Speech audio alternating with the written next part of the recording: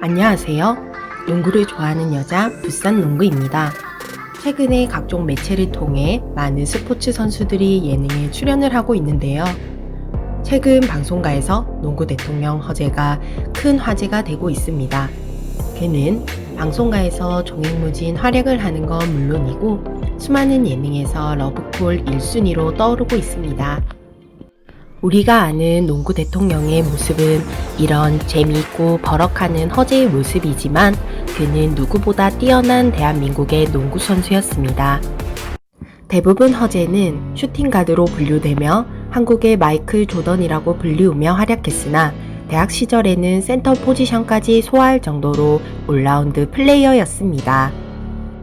농구 대통령으로 불리우기까지 그는 누구보다 꾸준한 노력과 미친 듯한 승부욕이 늘 동반했었고 그 덕에 수많은 업적을 달성했지만 한편으론 자기 자신에 대한 관리가 소홀해 팬들에게 많은 질타를 받기도 했습니다. 이번에는 예능 늦둥이가 아닌 농구 대통령 허재의 스토리를 들려드리고자 합니다.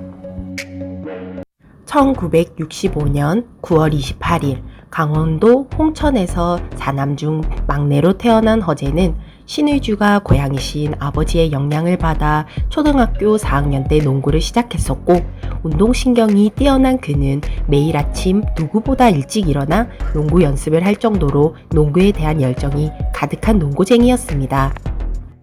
그는 농구 명문 용산중 용산고를 거쳐 이미 고등학교 때 전국구 스타로 도약해버립니다.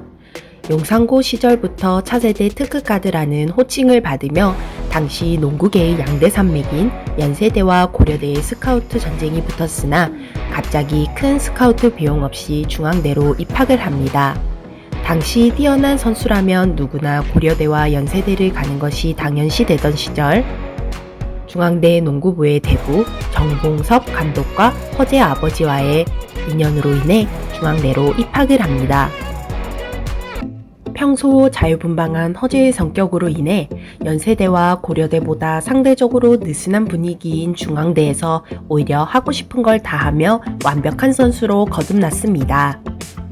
1학년 때 농구 대잔치에 팀의 포인트 가드로 출전하며 경기당 평균 39분 30초를 뛰며 평균 24득점, 8리바운드, 6어시스트를 기록하며 인기상, 신인상, 어시스트상까지 트리플 크라운을 기록하게 됩니다. 2학년 때에는 대학팀으로 실업농구팀을 격파하며 결승까지 진출했지만 당시 최고의 슈퍼스타 현대전자 이충희와 폭력수비, 편파 판정까지 더해지며 현대전자에게 패배하고 맙니다. 그러나 한국인 최초 트리플 더블이라는 기록을 얻게 되는 해였습니다. 3학년 때에는 전설적인 허동택 트리오의 강동희가 입학하며 본격적인 슈팅 가드로 정착을 하게 됩니다. 또다시 결승까지 진출하나 이충희의 현대전자에게 패배하고 맙니다. 4학년 때에는 김유택과 한기범이 없는 상황에서 센터를 맡아 당국대를 상대로 팀 전반 전체 득점인 54득점을 하고 최종적으로 75점을 넣는 기염을 토하기도 했습니다.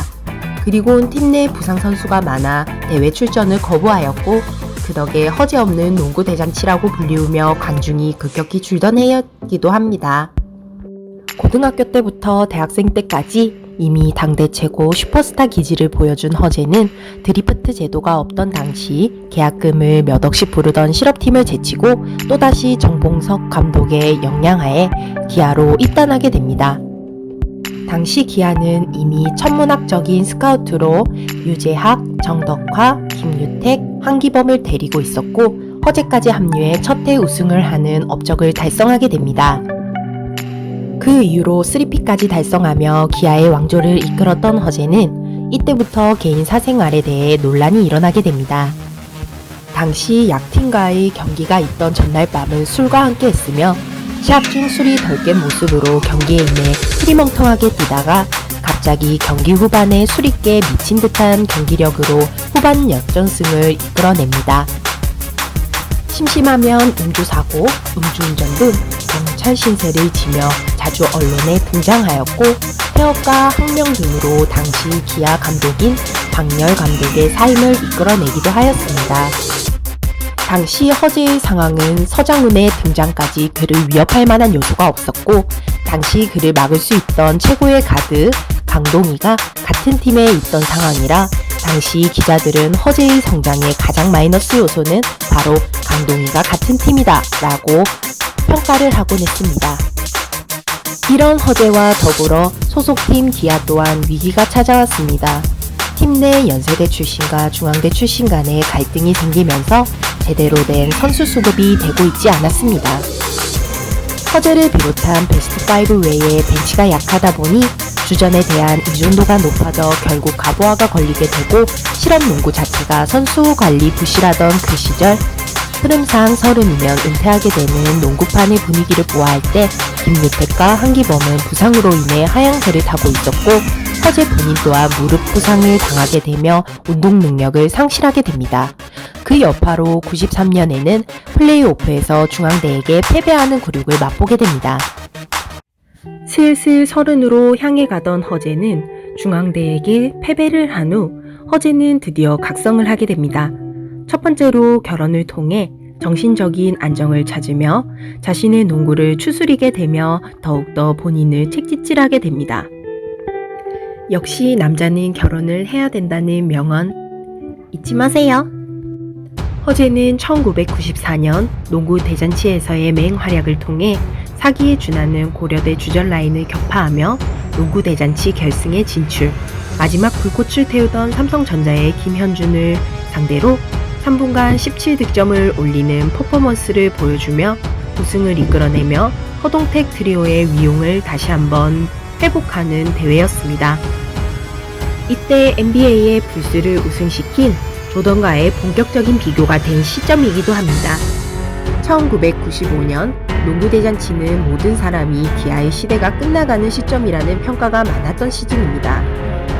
신기성, 김병철, 양희승, 현주엽, 전희철의 고려대가 농구대잔치의 정규 시즌에 전승을 거두었고 상무는 이상민의 필두로 역대 최고의 수준의 멤버들로 구성이 되어서 많은 사람들이 기아 왕조의 몰락들이라고 얘기하였으나 역시 기아는 자신들이 왜 왕조였는지 김유택의 주도로 팀 전원이 삭발하며 투혼하는 모습을 보여주었습니다. 그 결과 허재는 8강에서 SBS를 상대로 50점을 몰아넣으면 다시금 그의 이름을 떠올리게 했으며 4강에선 정규 시즌 전승을 거둔 고려대를 격파, 결승에서는 이상민이 이끄는 상무까지 격파하며 다시금 농구대잔치 우승을 거두게 됩니다. 그러나 허재는 또다시 1996년 음주운전으로 면허가 취소된 상태에서 또다시 음주운전을 저질러 포승줄에 묶이는 모습이 전국에 공개됩니다.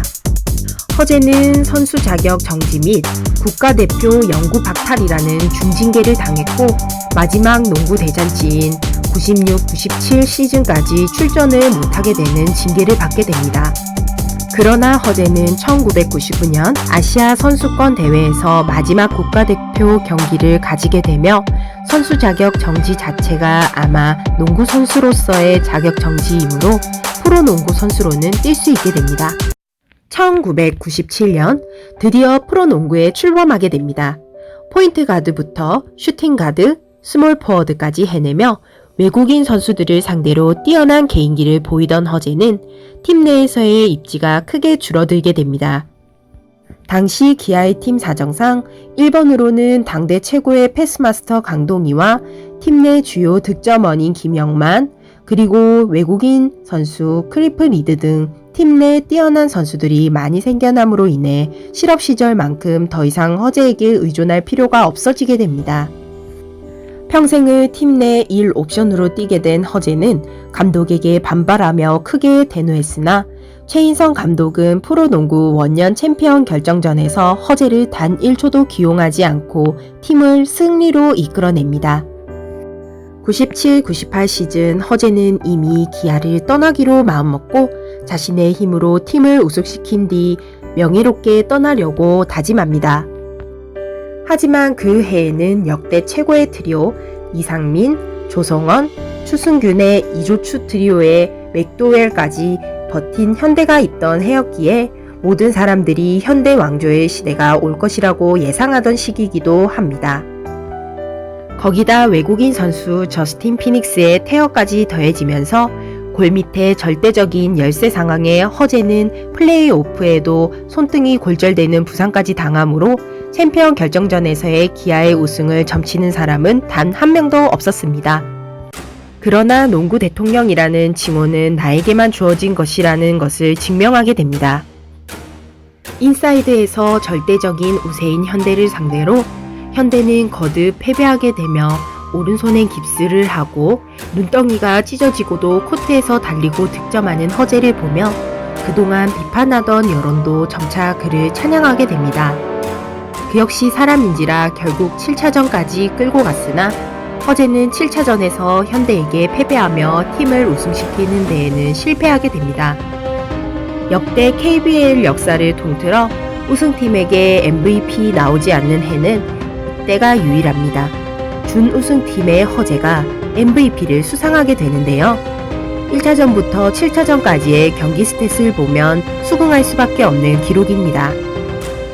이때 허재의 한국 나이는 34살로 당시 30이면 은퇴하던 시기에 농구 선수들을 감안했을 때 그의 몸 관리와 정신력을 리스펙할 수밖에 없지 않나 싶습니다.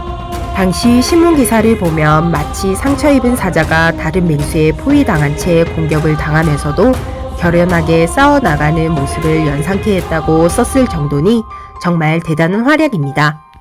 앞서 말씀드린 대로 시즌 후 허재는 3점 슈터 정인교와의 트레이드를 통해 현재 원주 동부의 전신인 나래 블루버드로 팀을 옮겼고 그해 역시 팀을 플레이오프로 이끌어냅니다. 원맨 팀으로 승리를 이끌긴 했으나 이미 전성기에서 내려온 허재는 자신이 부족한 걸 인정하며 팀의 자신을 맞춰나갑니다. 그 이후 김주성이 드래프트에 입단하게 되고 역대급 외국인 선수인 데이비드 잭슨이 합류하게 되어 김주성에게 포인트 가드로서 최고의 패스를 공급하고 데이비드 잭슨을 형님 리더십으로 이끌며 팀을 승리로 이끄는 1등 공신이 됩니다. 당시 김승현과 마르커스 힉스가 있는 전 시즌의 우승팀 대구 동양 오리온스를 상대로 갈비뼈가 부러져가며 투혼을 불살랐고 결국 KBL 첫 우승으로 맛보게 됩니다. 2003-04년 시즌이 끝난 후 한 시대를 풍미한 농구 대통령 허재는 현역에서 은퇴를 하게 됩니다. 프로 이후 평균 15점을 득점하던 허재는 8점대로 절반가량 하락하며 노쇠화가 보였기에 그는 미련 없이 유니폼을 벗고자 다짐합니다. 팀에서도 은퇴식을 크게 치러주고 프로에서는 세 번째로 허재의 등번호인 9번을 영구 결번으로 지정해주는 등 명예로운 은퇴로 보였으나 팀에서 허재의 은퇴 소식을 허재도 모르게 발표했고 허재가 그것을 따를 수밖에 없었다는 소문도 들리기도 했다고 합니다. 준비한 내용은 여기까지입니다. 시청해주셔서 진심으로 감사드리며 더 재밌고 다양한 주제로 여러분을 찾아뵙겠습니다.